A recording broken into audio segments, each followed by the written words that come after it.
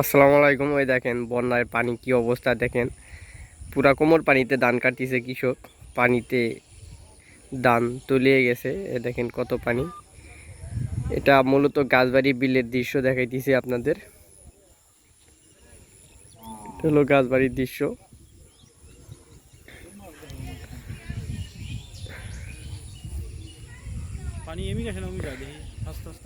পানি মূলত মাঝামাঝি গাছবাড়ি বিলে, দক্ষিণ দিকেও যায় না, উত্তর দিকেও যায় না অবস্থা।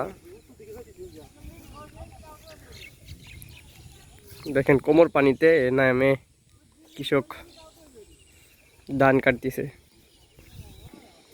কে কোথায় থেকে দেখছেন অবশ্যই কমেন্টে জানাবেন। ভালো লাগলে ভিডিওটি শেয়ার করে দিবেন। ধন্যবাদ সবাইকে।